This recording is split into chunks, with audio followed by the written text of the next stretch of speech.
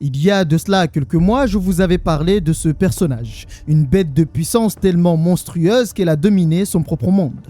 Je parle ici de l'Iron Monarch, un Tony Stark qui a pété les plans et qui avait pour projet de dominer l'univers. Ouais, rien que ça. Il est rare que des êtres comme ça apparaissent, mais quand ils apparaissent, eh bien, ils le font savoir. Et ça, j'aime bien. Alors oui, en disant ça, je passe pour un tyrannique. Mais j'ai envie de vous poser une question. Qui vous a dit que j'étais du côté des héros? Mais dis-moi pas que c'est pas vrai!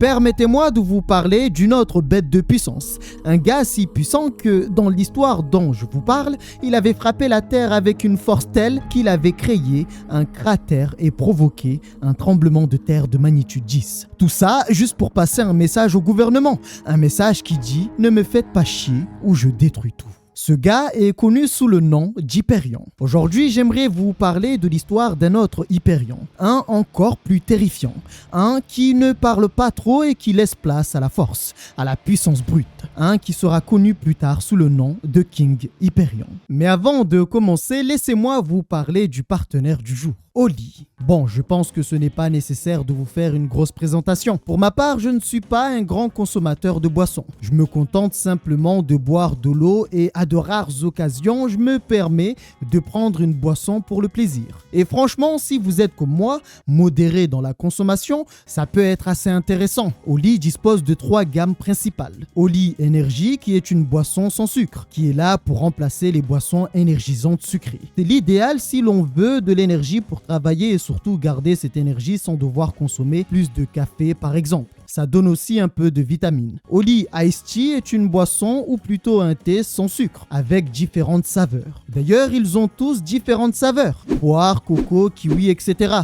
Cette boisson est aussi un antioxydant. C'est d'ailleurs celle que j'ai appréciée. Les antioxydants permettent de réduire le stress. C'est plutôt cool et en vrai, quand on fait un peu attention, en fait, c'est un thé. Et enfin, Oli Hydratation. Une boisson avec des minéraux et électrolytes qui est là pour nous garder hydratés. Ce qui est cool, c'est qu'on peut commander le pack découvert pour justement pouvoir faire son choix. Je l'ai reçu et ça m'a permis de choisir la gamme Iced Tea qui reste ma favorite. Bon, alors c'est cool tout ça, mais perso, comme je l'ai dit, je consomme toujours les boissons avec modération. Donc faites-vous plaisir, oui, mais avec modération. Avec le code le Blackbird 5, vous aurez une réduction sur toutes les premières commandes dès 15 €. Et avec le code le Blackbird, vous avez 10% de réduction sur toutes les commandes si vous êtes déjà client Oli. Nice. Bon, au cas où si vous avez la flemme d'aller dans l'espace commentaire pour cliquer sur le lien, il y a un QR code, c'est plus rapide.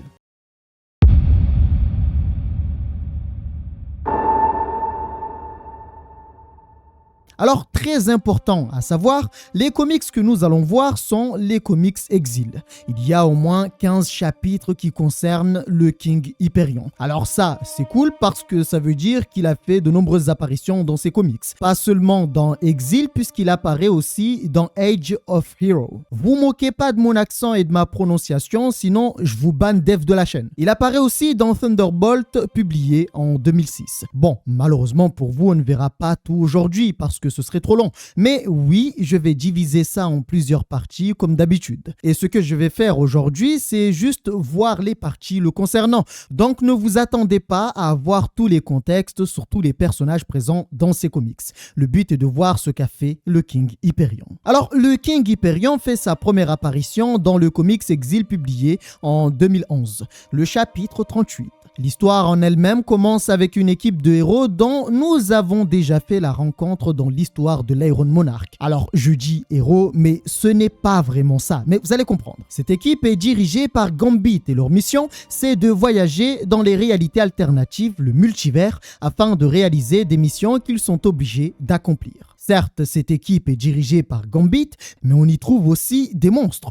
Par exemple, Spider, qui est en réalité un meurtrier, mais aussi un mélange de Spider-Man et d'un symbiote alien. Alors, il y a aussi Colossus, mais ce dernier n'est pas si différent de la version que nous connaissons déjà. Enfin, à quelques détails près. En fait, mentalement, c'est un psychopathe. Il n'hésite pas à tuer si nécessaire. Quant à Vision, son physique a un peu changé, et il peut contrôler sa propre densité. J'ai failli oublier de vous la présenter, mais il y a aussi Miss Miss Marvel. Et elle, franchement, elle est plutôt particulière. Concernant ce groupe, comme je l'ai dit, on leur a dit d'aller accomplir des missions dans les réalités.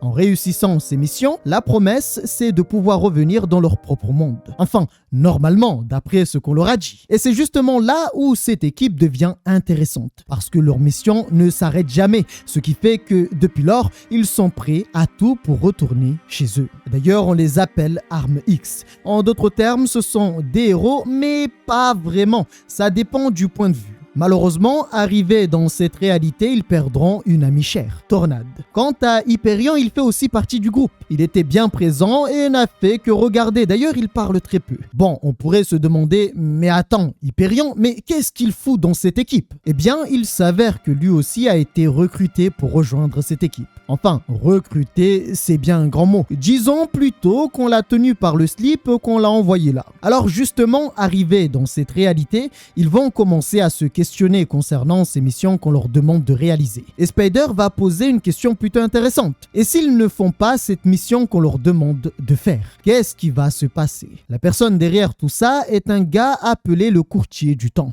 Et en fait, ils ne savent rien sur lui. Du coup, certains hésitent à prendre le risque de désobéir. Un talus a été posé sur le poignet de Gambit, et c'est ce talus qui leur donne des missions. L'instruction est simple. Ils réalisent les missions car si elles ne sont pas faites, les réalités cesseront d'exister sous le poids d'une erreur cosmique. Et une fois la mission réussie, comme je l'ai dit, ils pourront rentrer chez eux. Mais nous le savons, surtout avec l'histoire de l'Iron Monarch, cela ne va pas vraiment arriver après une mission. Ils seront envoyés dans d'autres réalités. Bon, l'histoire commence vraiment d'une façon assez bizarre, parce qu'ils apprennent qu'ils sont un peu coincés et qu'ils venaient de perdre une amie pour des raisons qu'on ignore encore. Mais ce n'est pas tout, parce que Miss Marvel va draguer Hyperion dans le plus grand des calmes. Alors Hyperion, c'est vraiment le mâle alpha originel. Parce qu'à peine on lui a dit « Mec, ça te tente un peu de karaté parce que t'as l'air bien costaud ?» Sans attendre, il a lâché sa meilleure tornade de Konoha.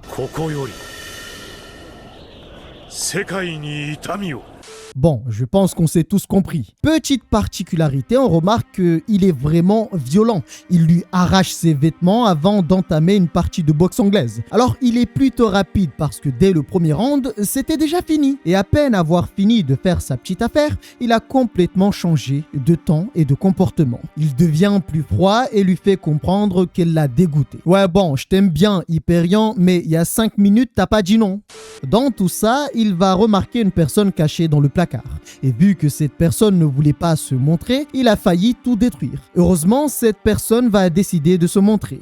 Et il était complètement effrayé car ce sont les sentinelles qui sont derrière le massacre des mutants. Mais dans tout ça, étrangement, Hyperion va simplement lui demander de se mettre derrière lui. Surprise, elle va lui demander pourquoi. Sans comprendre pourquoi, ce dernier va se mettre en colère et lui faire savoir qu'il n'aimait pas se répéter. Alors oui, il est un peu tendu, mais en vrai, il y a une raison à cela. Déjà, c'est son tempérament. Il est comme ça et on peut rien y faire. Mais le fait qu'il ait demandé à cette femme de se mettre derrière lui avait une raison bien précise. La mission qu'ils ont reçue de la part du Talus est la suivante. L'extermination complète de tous les mutants restants sur ce monde. Voilà pourquoi je vous ai dit ce ne sont pas vraiment des héros ni des méchants. D'ailleurs, on apprend que dans cette réalité, dans ce monde, il ne reste plus que 10 mutants. Et justement, cette femme que nous venons de voir fait partie de ces mutants restants. La raison pour laquelle Hyperion lui avait demandé de rester derrière lui, c'était pour la protéger. Cependant, cette dernière s'est jetée sur Colossus lorsqu'il est apparu, pensant que c'était le Colossus de ce monde. Il va rapidement lui faire comprendre qu'il vient d'une autre réalité et que sa mission, c'est de les tuer. Le problème dans cette situation, c'est qu'il y a une anomalie dans leur groupe. Hyperion. En fait, il était nouveau dans ce groupe et pour lui, personne ne devait être tué. Oui, ça commence à devenir compliqué et j'ai envie de te dire... Voilà, j'aime bien.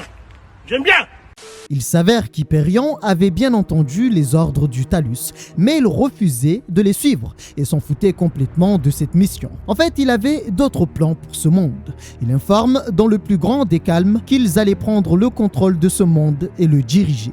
C'est pourquoi il n'allait pas suivre les ordres du Talus. Mais ce n'est pas tout, parce qu'au même moment, on apprend que les mutants restants dirigés par Magneto avaient mis en place un plan. Ils ont pris un astéroïde qu'ils ont stationné dans l'espace dans le but de l'envoyer sur Terre. Cet astéroïde avait pour but de détruire le monde. Et ça, j'imagine que vous l'avez compris. Mais pas seulement. En fait, c'était vraiment pour rendre la Terre inhabitable. Au moment de l'impact, il allait libérer un gaz dangereux qui transformerait la planète en une boule de poussière sans vie en l'espace de quelques semaines. Quant à eux, les mutants restants, dirigés par Magneto, eh bien, ils partiraient vers les étoiles en quête d'une nouvelle Terre à dominer. Et avant de mettre en place son plan, Magneto avait un message pour nous, les humains. Bon débarras. Ah non, il n'y a rien de plus, il n'y a rien d'autre. C'est son message et au moins c'est clair. Alors si vous vous dites « What the fuck, tu nous as ramené quoi aujourd'hui ?» Ne paniquez pas les amis, c'est juste le début, c'est l'échauffement. Bon appétit. Sur Terre, Colossus va parler avec ses autres camarades pour les informer qu'Hyperion avait un plan plutôt intéressant. Alors oui, Colossus adhère à son plan, mais problème, Vision n'est pas d'accord avec le plan d'Hyperion, qui est de prendre le contrôle de ce monde et le diriger. Et puisque Hyperion, comme moi, il aime la démocratie et la discussion, eh bien, il l'a simplement éliminé. Non pas juste parce qu'il n'était pas d'accord avec lui, mais parce que Vision a eu le culot d'écouter de loin tout ce qu'il disait, grâce à son ouïe hyper développée. Et il a aussi osé l'observer de loin avec sa vision. Du coup, après l'avoir mis dans cet état, il lui a dit les mots suivants. Est-ce que tu l'as vu venir celle-là? En faisant bien sûr référence à sa vision. Ouais, il parle très peu, mais il a de bonnes punchlines. Après ça, il va informer qu'il n'allait pas les tuer. Enfin, tant qu'il n'était pas contre lui. Le plan, c'est de prendre ce monde. Et il fera d'eux des dirigeants. C'est la promesse qu'il aura faite. Et d'ailleurs, il dira que, après tout, pourquoi revenir dans leur monde d'origine alors qu'il n'y a rien qui les attend là-bas? Le mieux pour lui, c'est de profiter de ce monde pur. Et de toute façon, personne ne pouvait s'opposer à eux. Le problème, c'est qu'avec cette action, eh bien, ils ont du mal à croire en ses paroles. Car après tout, s'ils ne font pas ce qu'il dit, ce qu'il demande, et ne le suivent pas, eh bien, Hyperion pourra les tuer très facilement. À la fin, Hyperion va simplement leur demander de faire leur choix. Alors Spider va poser une question complètement débile. Si, comme Hyperion l'a dit, il ne peut pas tuer le reste des mutants, peut-il tuer quelques humains au hasard? Eh bien, sans surprise, Hyperion a accepté. Et d'ailleurs, il lui promet de pouvoir en tuer bien plus que 10. Ce qui fait que Spider va commencer à l'apprécier. Cette situation va faire qu'ils vont commencer à réfléchir. Après tout, s'ils peuvent rester et ne causer aucun problème de timeline, à quoi ça sert de repartir chez eux? D'ailleurs, Hyperion va réussir à convaincre Miss Marvel en lui faisant comprendre qu'il pourrait faire du karaté de temps en temps autant qu'elle le voudra. Et avec encore plus de femmes. Quant à Vision, eh bien, il n'était pas vraiment mort. La vérité, c'est que Hyperion a fait exprès de le laisser à moitié mort, de ne pas totalement le tuer. Car de cette façon, le courtier du temps ne pourrait pas envoyer quelqu'un d'autre pour interférer dans ses affaires. Alors que lui prévoyait de conquérir le monde, d'autres étaient en train de finaliser leur plan concernant la destruction du monde. Bon, dois-je vous l'annoncer ou c'est bon? En vrai, je suis de bonne humeur, donc je vais vous spoil toute l'histoire. Ce qui va se passer, c'est que...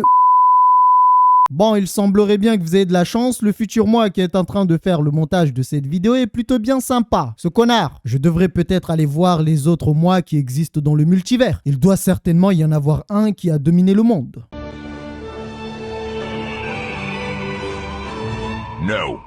En fait, dans cette réalité, la majeure partie des héros ont été vaincus, voire éliminés. Le président avait déployé une armée de sentinelles dans le but de mettre en place l'élimination de tous les mutants, ce qui avait été fait à l'exception des 10 mutants restants, qui d'ailleurs devaient mourir avec la venue de l'équipe Arme X. Mais Hyperion avait d'autres plans. D'ailleurs, avec le déploiement des sentinelles, les Avengers ont été éliminés lorsqu'ils ont voulu protéger le gouvernement. Alors que le président constatait sa réussite, à savoir l'élimination des mutants mais aussi des Avengers, on lui annonce un autre problème encore plus grave. Magneto avait réussi à lancer un astéroïde vers la Terre. Alors ce n'est pas tout, car on apprend qu'il existe un centre mental de contrôle dirigé par le Pentagone. Un centre qui a pour armer les sentinelles et qui devait diriger justement les sentinelles. Et tout ça est dirigé par un homme redoutable, le général Ross. Ils avaient connaissance du plan de Magneto et savaient comment l'arrêter. En fait, leur plan était parfait, mais comme le dit le général Ross,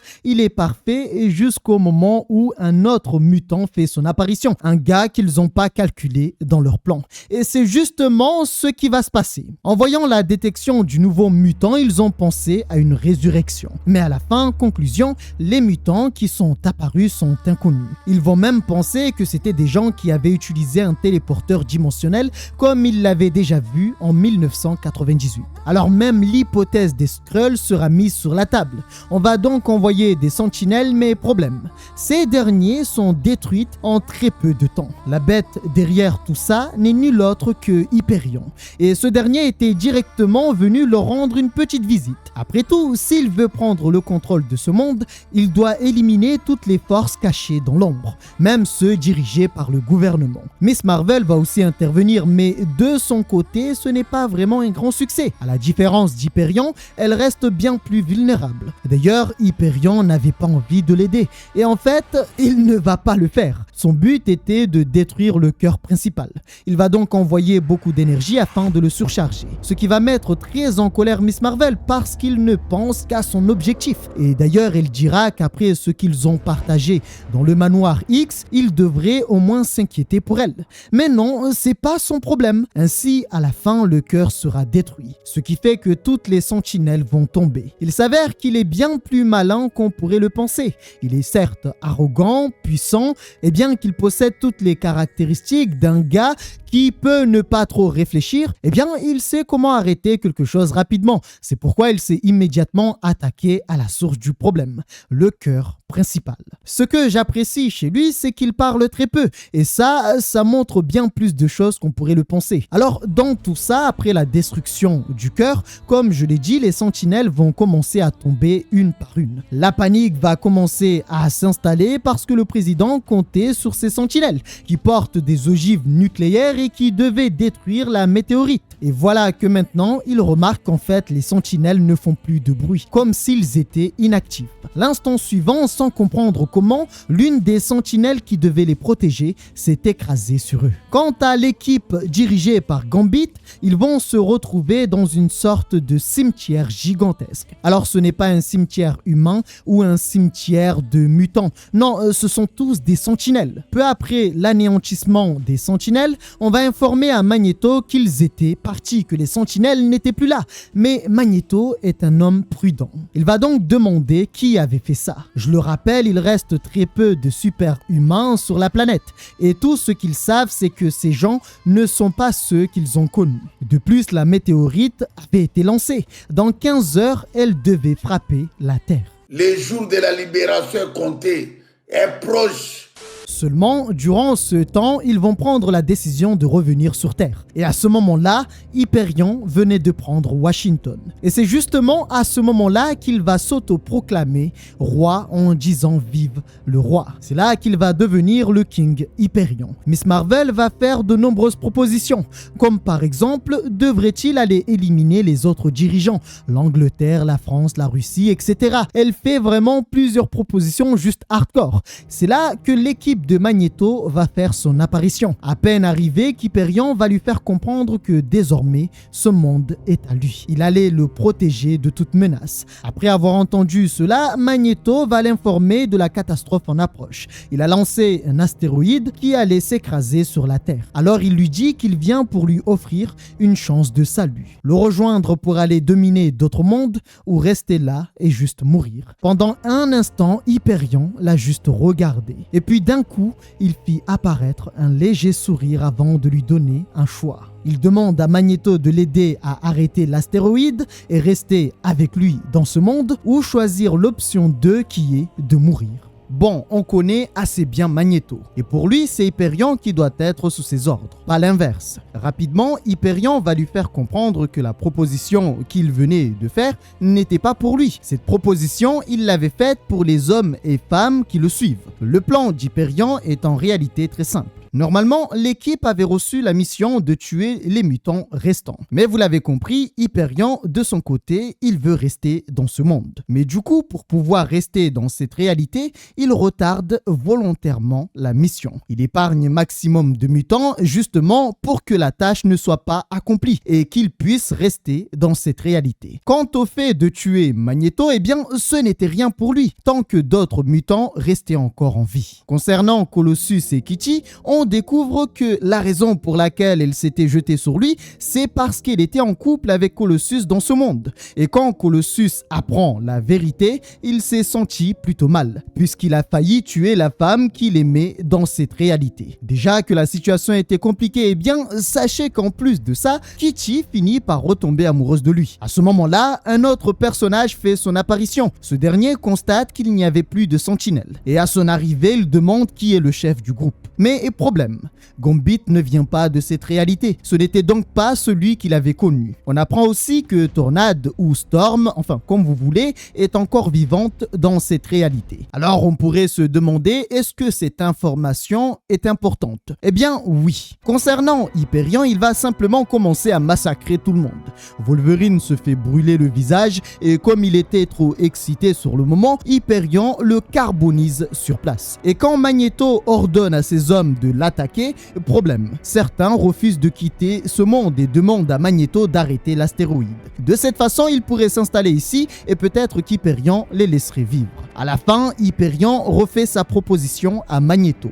Deux choix s'offrent à lui. Arrêter l'astéroïde avec lui ou voir sa tête exploser. Magneto tente alors de l'éliminer en utilisant le fer présent dans son sang. Mais encore une fois, problème. Hyperion ne vient pas de cette réalité et surtout, son sang ne contient pas de fer. Résultat, en un instant, Mystique est éliminé. Et puisque Magneto a refusé d'arrêter l'astéroïde avec lui, Hyperion a pris la décision de le faire de lui-même. Et il fera clairement comprendre que désormais ce monde lui appartient.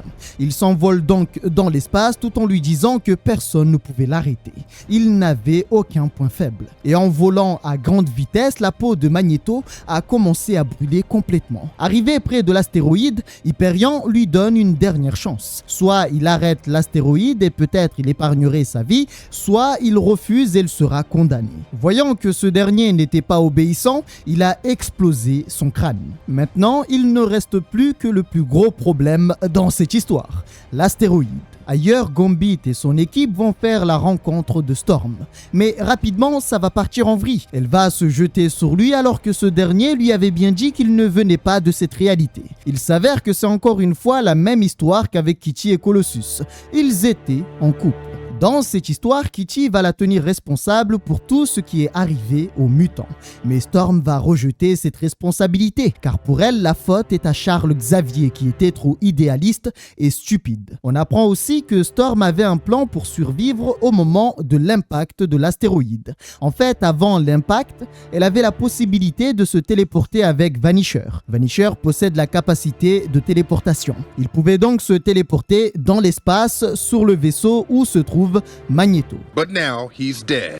Mais attention, petit détail qui a quand même son importance, eh bien, durant cette téléportation, Vanisher devait bien viser parce que s'il rate la cible, il pourrait simplement se retrouver dans le vide et donc mourir. Peu après, Hyperion va apparaître pour lui demander personnellement de survivre quoi qu'il arrive. Surprise, elle va lui demander pourquoi. Eh bien, comme je l'ai dit tout à l'heure, si tous les mutants meurent, cela sera considéré comme une réussite de leur mission. Du coup, ils seront immédiatement envoyés dans une autre réalité avec une autre mission. À ce moment-là, Storm avait compris qu'il y avait quelque chose de louche. Elle n'avait pas vraiment confiance en lui. Mais Gambit va tenter de la persuader de rejoindre son camp. Il avait vu la puissance d'Hyperion et pour lui, Hyperion pouvait arrêter cet astéroïde. À la fin, pour la convaincre de survivre, car vivre ou mourir ne lui importait que très peu, Gambit va lui raconter son histoire. Et on apprend qu'en fait, dans sa réalité, le monde dans lequel il vient, il était aussi marié à Storm. Mais pour des raisons qu'on ignore, cette dernière est morte. Après cette petite histoire, elle va accepter. Ils vont donc se téléporter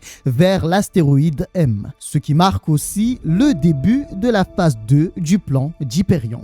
Au même moment, Rogue absorbe le pouvoir d'Hyperion. C'était tellement énorme qu'elle dira qu'avec un tel pouvoir, elle pourrait faire tomber le monde entier. Elle dit ça alors que ce n'était qu'une partie partie de la puissance d'Hyperion. Elle avait l'impression d'être invincible. Cela montre une chose qu'on oublie souvent. Hyperion possède un pouvoir immense. Mais quand on fait attention, il arrive quand même à le contrôler. Là où d'autres auraient perdu le contrôle et sombré dans la folie, dans l'immensité de leur pouvoir et détruire absolument tout. Hyperion, lui, ce qu'il aime, c'est le pouvoir, la domination. Pendant que l'astéroïde fonçait vers la Terre, les autres mutants vont enfin arriver sur l'astéroïde M. À ce moment-là, Quicksilver sera assez surpris de leur présence, et c'est là aussi qu'il va apprendre la mort de Magneto, mais aussi celle de Wolverine et Mystique. Cette vérité va le perturber, aussi le mettre très en colère, mais ses camarades vont tenter de le calmer. Iceberg dira que Magneto était fou, il voulait détruire le monde, et pour l'arrêter, ils le savaient tous, il fallait le tuer.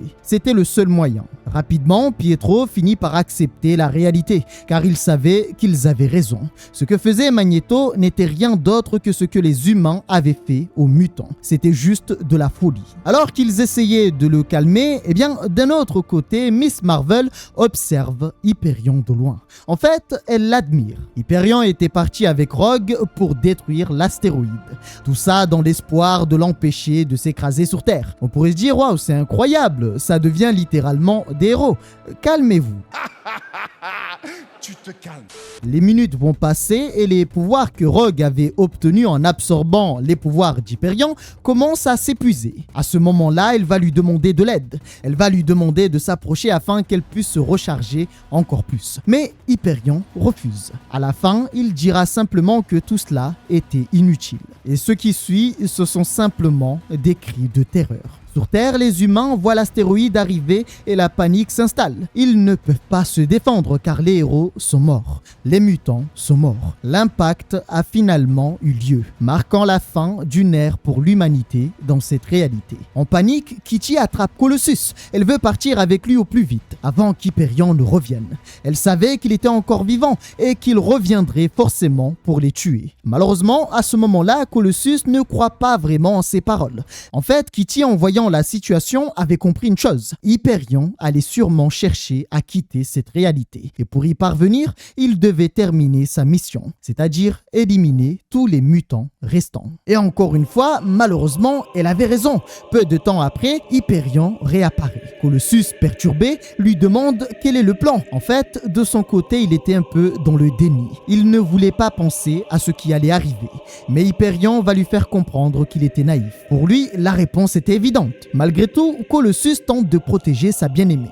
Alors, le pouvoir de l'amour peut parfois surprendre. À ce moment-là, Colossus propose de fuir avec Kitty, de se réfugier dans les profondeurs de la Terre, là où il resterait peut-être des survivants. Mais cette histoire ne va pas bien se terminer. Depuis l'extérieur, Gambit aperçoit Colossus et Kitty. Rapidement, il comprend que c'est l'œuvre d'Hyperion. Il avait compris qu'il était revenu pour achever sa mission. Le plus fou, c'est Spider, qui demande s'il peut s'en charger de lui-même. Oui, il est complètement taré, il veut déjà commencer à buter tout le monde. Et je le rappelle, il est toujours du côté d'Hyperion. À ce moment-là, Hyperion traverse tout sur son passage. D'un autre côté, Forge lutte pour ne pas être expulsé à l'extérieur. Mais Hyperion étant un gentleman, l'aide à faire un bon voyage. Franchement, quel type sympa. En voyant le trou, Iceberg va immédiatement le refermer. Hyperion va en profiter pour essayer de raisonner tout le monde. Selon lui, le plan initial, à savoir prendre le contrôle de ce monde,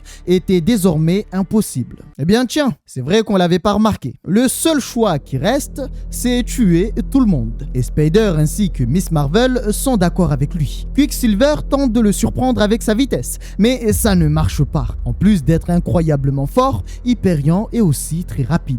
Vanisher, de son côté, voulait sauver Storm, mais sans même s'en rendre compte, son ventre avait été ouvert. Spider est passé à l'action et personne ne l'a vu. C'est là qu'on apprend que Gambit avait pris très au sérieux le plan d'Hyperion, à savoir établir une nouvelle vie dans cette réalité. Seulement, désormais, ils sont coincés dans ce vaisseau. Le seul qui est capable de les faire sortir de cette situation, c'est Vanisher. Mais malheureusement, avec cette blessure, il ne pouvait plus les téléporter très loin. Malgré ça, il réussit quand même à les téléporter hors de la pièce, dans une autre pièce qui se trouve dans le vaisseau. Pendant ce temps, Hyperion élimine Iceberg. Alors, ce n'est pas fini. fini. Peu après, on apprend que 2 autres personnes ont été envoyées pour terminer cette mission. 2 êtres venus d'une autre réalité. Le premier, c'est Bruce Banner, alias Hulk. La seconde personne, c'est Firestar, aussi connu sous le nom d'Étoile de Feu. En réalité, le courtier du temps n'était pas content des actions d'Hyperion. C'est pour ça qu'il a envoyé cette deuxième équipe. On pourrait se demander pourquoi seulement maintenant? Eh bien, il y a 2 raisons. La première, c'est qu'avec l'impact de l'astéroïde, Vision est mort. Et je le rappelle pour ceux qui ont oublié, Hyperion l'avait laissé en vie pour que le courtier du temps ignore sa situation. En gros, tant que personne dans son équipe n'était mort, eh bien, le courtier du temps n'allait pas intervenir. La deuxième raison, c'est la mort de Colossus. Eh bien, ça aussi a alerté le courtier. Il a donc envoyé Hulk et Firestorm pour arrêter Hyperion. Mais Hyperion, arrogant qu'il est, doute de leur force. Il n'est pas sûr qu'ils soient capables de l'arrêter. Alors, il propose un marché. Ils éliminent les mutants restants dans cette réalité et une fois la mission accomplie, ils seront envoyés ailleurs, dans une autre réalité. Et à ce moment-là, ils régleront leur compte pour savoir qui est le plus fort. Pendant ce temps, Vanisher, Storm et Gambit sont dans une situation tragique. Voyant qu'il n'y a aucune issue, Storm donne une lame à Gambit et lui demande de la tuer. Car à ce moment-là, Vanisher était déjà mort et elle ne voulait pas qu'Hyperion soit celui qui la touche. C'est ainsi que s'achève la vie de Storm. C'est vraiment triste. Hyperion arrive quelques instants plus tard et annonce qu'il savait que Gambit changerait d'avis. Mais Spider, lui, remarque quelque chose d'étrange. Il sent que Gambit avait changé et qu'il n'était pas vraiment de leur côté, qu'ils n'étaient plus vraiment comme avant. À la fin de cette histoire, le Talus va les envoyer dans une autre réalité comme prévu et Hyperion dira les mots suivants. Ce monde n'était qu'une occasion de régner. Il ne fallait pas s'inquiéter car il en existe d'autres. Ainsi, une réalité a été massacrée juste parce que 3 entités ont voulu régner seules. L'humanité, par sa peur des mutants, a causé la mort de ces derniers et a créé un monstre, Magneto. Magneto, par sa colère et sa rage, a voulu anéantir l'humanité en représailles de ce qu'elle avait fait aux mutants. Hyperion, par sa puissance et sa volonté de dominer toute chose, a voulu régner dans un monde mourant. Mais voyant les dégâts créés par les 2 premières entités, le gouvernement et Magneto, il a préféré laisser ce monde mourir. Ainsi s'achève la fin de ce monde, cette réalité qui a eu une vie tragique.